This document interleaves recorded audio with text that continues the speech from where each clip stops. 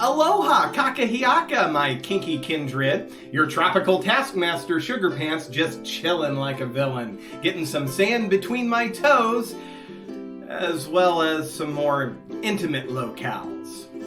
And this sandy situation is the perfect point for today's tumultuous tale.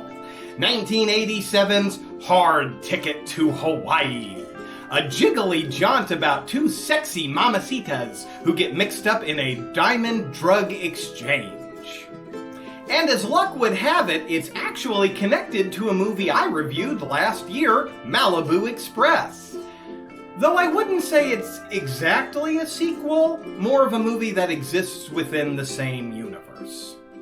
Hey Abraxas, stop picking at that whole roasted pig and tell these luau lunatics what we can expect from this archipelago abomination. Huh?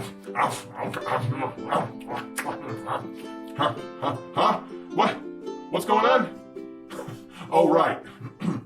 We have 14 dead bodies, 7 cups blood, 18 naked breasts, 1 naked butt, 80s synth score, original theme song, wooden crate opening credits, 1 giant angry snake puppet, 1 post-jog bikini shower, ridiculously short shorty shorts, casual nunchuckery, toy helicopter diamond smuggling, 1 incredibly douchey restaurateur, beach blanket boffin, heels on the beach, sweaty sumo slapping, nonsensical muscle competition cutaway, 3 shotgun blasts to the chest, bullet to the cheek, bullet to the chest, bullet to the hip, 2 bullets to the snake mouth, Uzi blasted chests, harpoon to the shoulder, throwing star to the shoulder, jeep to the skateboarder, rocket exploded skateboarder, rocket exploded helicopter, rocket exploded snake, death by rocket explosion, off-camera snake attack, snake to the face, 1 incredibly snake-mangled corpse, death by frisbee, kung fu claw slash death, switchblade grab hand injury, penthouse window falling death, water phone sound effects cliche, weapons prep montage cliche, gratuitous half shirts, toilet snake jump scare, and completely unnecessary topless jacuzzi time. Our movie begins at a yacht club in Honolulu where Rowdy Abilene has parked the family boat, the Malibu Express. So, that's awesome. We immediately retcon a family member that never existed until this exact moment. Oh, I love when sequels do that. Doesn't he have any relatives? There's no one. He's all alone except for me. I'm to forget he's my brother and do nothing, I suppose. It's natural for you to be concerned about him. His lady friend is Donna, a DEA agent Rowdy would very much like to have work for his branch. And it's been less than 2 minutes since we hit play on this one, and we're already getting some topless action. Thank you, Andy Sidaris. We cut to a couple of marshals pulling up onto an island. The one tells us about the family who owns the land and how they've been growing weed for 3 generations. He also says he's going to retire in a month, so... We got a dead man walking here! They stumble across some unknown individuals and head back to the boat to call it in. Suddenly, they're caught in a snare trap and shotgunned right out of the fucking movie. And it's time for the title credits sequence in glorious Cratovision. During the shipping, we get introduced to the movie's other big star, an angry-ass snake puppet in a crate, covered in warning labels. Unfortunately, it's the new guy's first day on the forklift, and he's not paying very close attention to what he's doing. An efficient way of killing. Forklift simulator. Forklift simulator. Learned how to drive a forklift while on work release from prison. We finally catch up with Donna, who's whipping donuts on the lawn of her government-allotted property. A jiggly jogger comes bouncing up from the beach for an exposition shower. Long story short, this is Taryn. She's in the witness relocation program thanks to some obscure dealings with the mob in Las Vegas, and now she gets to live in Hawaii with a cushy airplane courier job to boot. Now, How in the hell did she get that swanky deal? Ginormous big titties! Anyway, the girls head off to work, delivering a snake to a nature preserve and a newlywed couple to another island. And that's when we find out there's actually 2 snakes being shipped this very day. Naturally, the wrong snake gets loaded up, and we are dangerously close to falling into a Three's Company episode.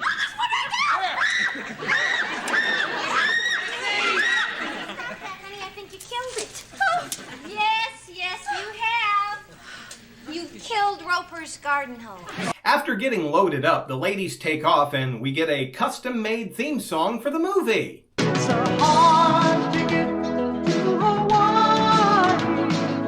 It's not paradise all the time. It's a hard ticket to Hawaii. Although it's like a dream, it's not what it seems. I miss when movies used to do this. Just some hokey music with lyrics painfully bended into awkward shapes in order to fit the movie's plot. The newlyweds are dropped off on a beach with no hotel or even any buildings in sight, with the instructions that they'll be picked up tomorrow. I guess they're camping, but I didn't see any camping gear either. Just off the coast, we meet the big-time drug kingpin, Mr. Chang. Yes, this pink, gruff-voiced old white dude, Mr. Chang.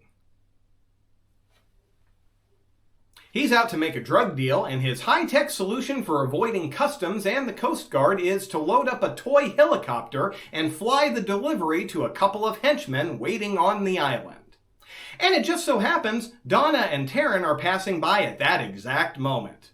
And it's a good thing Mr. Chang's stupid enough to do this in the middle of the fucking day. Otherwise, we might never have gotten any plot started. So Taryn picks up the 2 packages from the helicopter just as the bad dudes show up and start shooting. Taryn chucks her nunchucks, and Donna tosses her handy-dandy boot star, and the 2 get a clean getaway, but not before accidentally dropping one of the packages. They make it back to the airport to regroup. Let's unload and hit the jacuzzi. I do my best thinking there. Right, I'll get the dolly.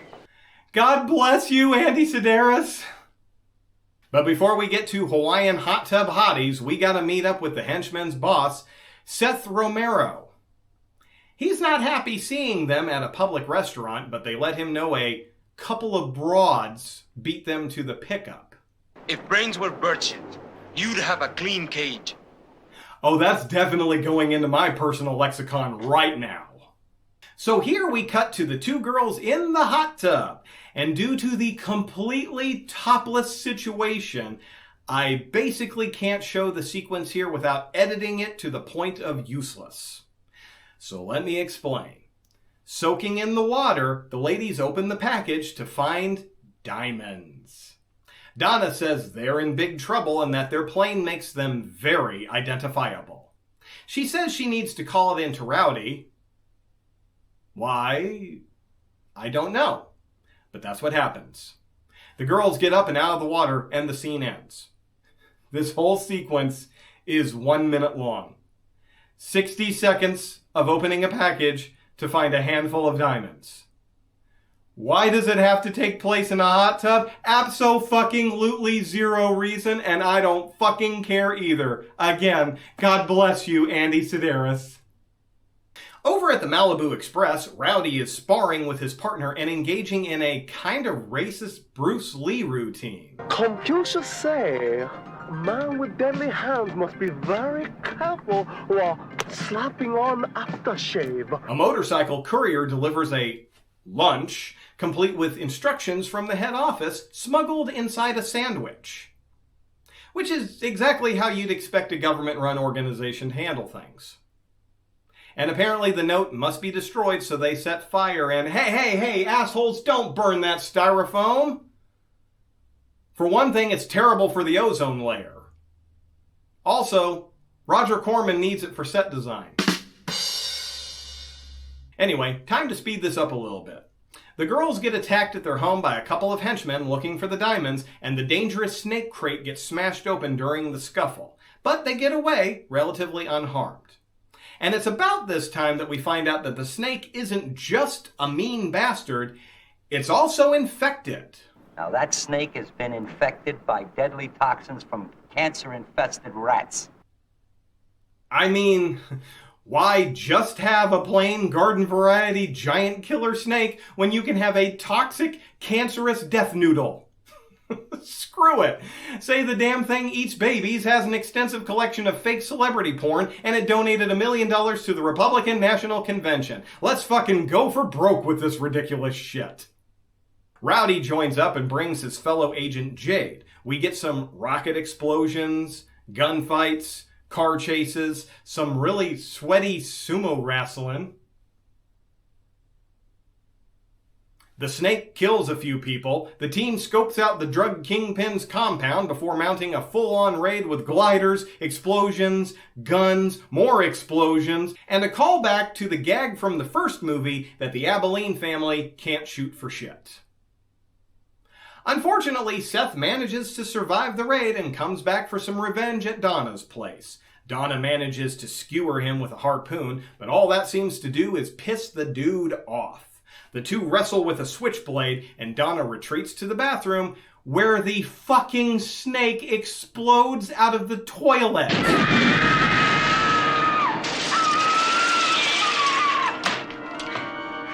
Naturally, we needed a reason for Donna's itty-bitty shirt to now be soaking wet.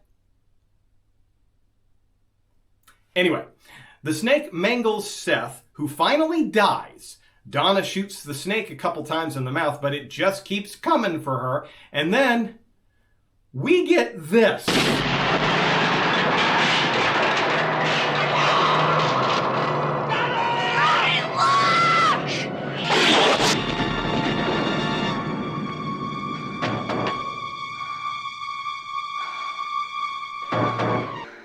Just when you thought it was safe to take a pee. Get fucked! Eventually, Rowdy and Donna track down Mr. Chang and pay him a visit. Who the hell is this Chang guy, anyhow? He's the brains. Chinese father, British mother. Raised in Hong Kong and London. Well, I'm glad they finally explained this now that there's like 3 minutes left before we roll the credits. Anyway, the head of a drug empire lives in a penthouse that apparently doesn't have a single locked door or real security detail because the two just walk right in, pistol whip the single guard, and blow the asshole out the window.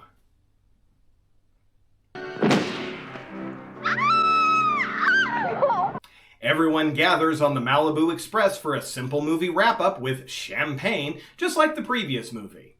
We get some ridiculous discussion about the second pack of diamonds that's still missing and how all the agents are duty-bound to turn it in as evidence. But Taryn is a civilian and the only one who knows where she dropped the package, so they belong to her because... reasons. And she's willing to share with her friends. They clink their glasses and the movie ends. Awesome. So our heroic DEA agents all show their ability to be immediately corrupted by a bribe of criminal property that does not belong to any of them. And the credits roll. Now I know what you're thinking. How does that turn into a 96-minute movie?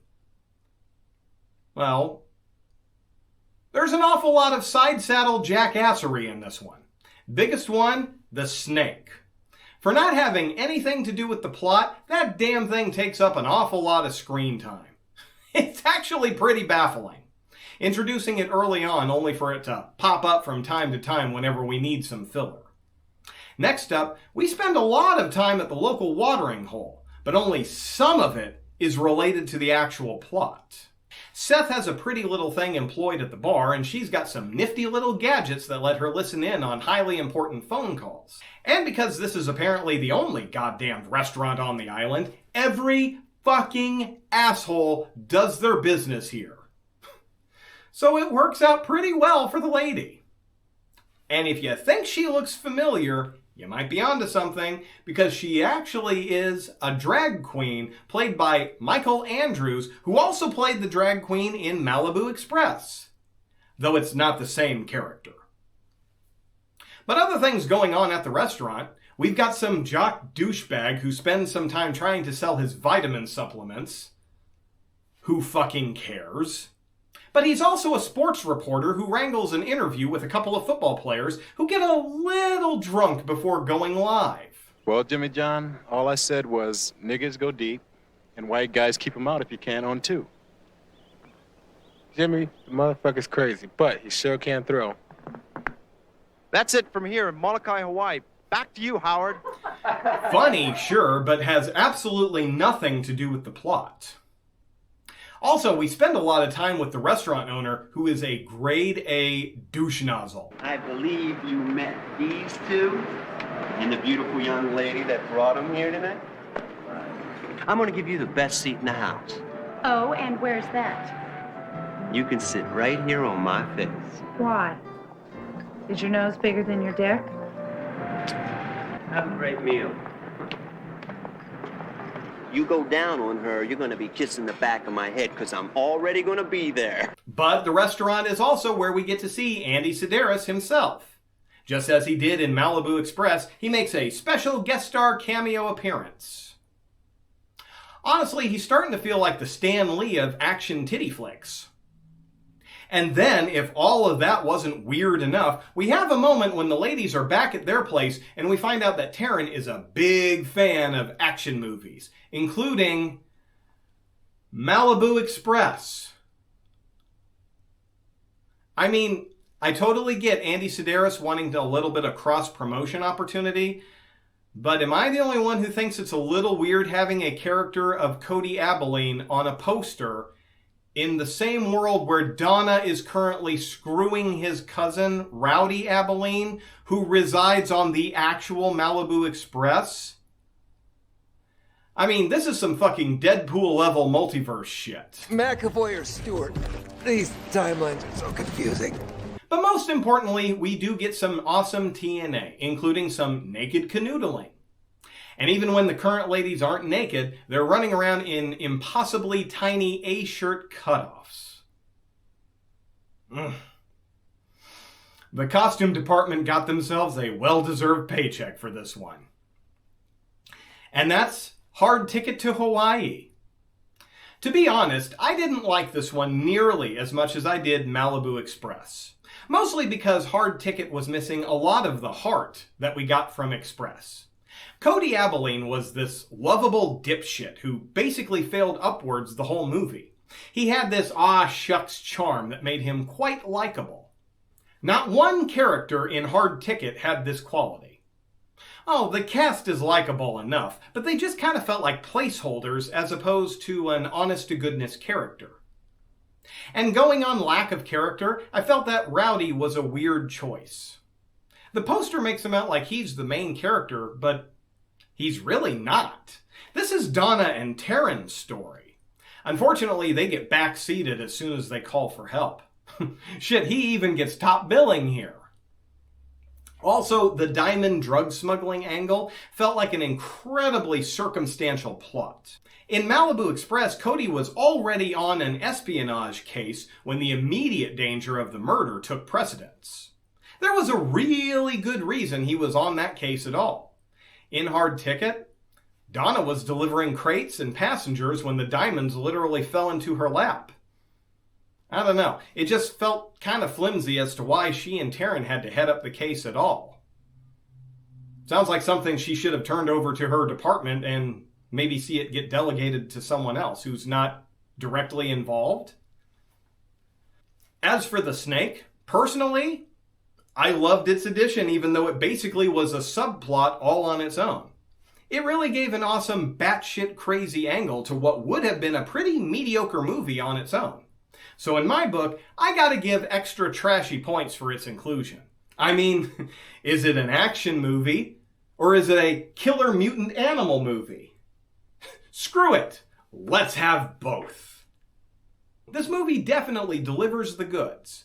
Naked hotties, explosions, guns, and the entire tone is still just a little silly, so it's a fun ride from start to finish. But the distracting side stories that have nothing to do with the plot really lessen the overall product. More than once, it kind of felt like an episode of Family Guy, where they keep cutting away for a joke.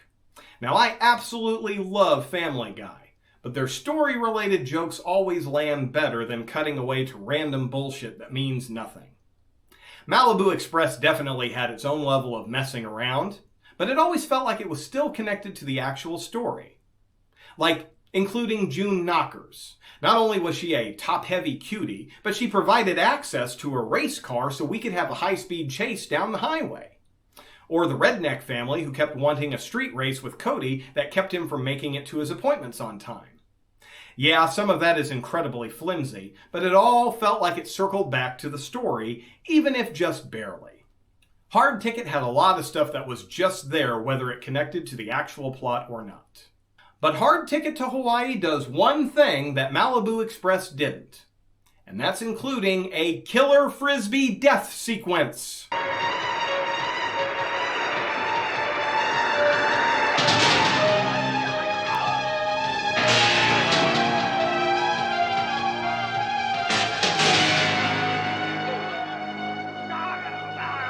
Fatality.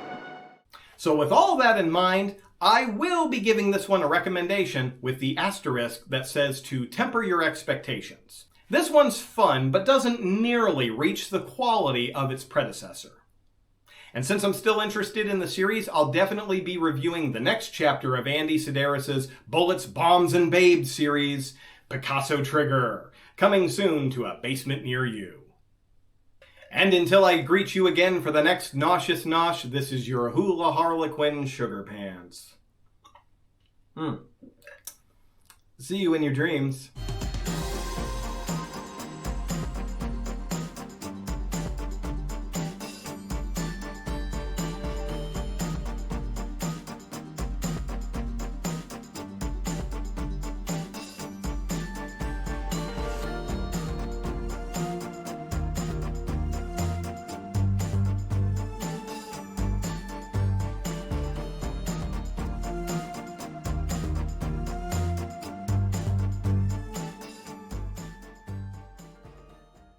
I care for you, Charlotte. I care for your mind. I don't care about your body anymore. I'm not into that. May I help you?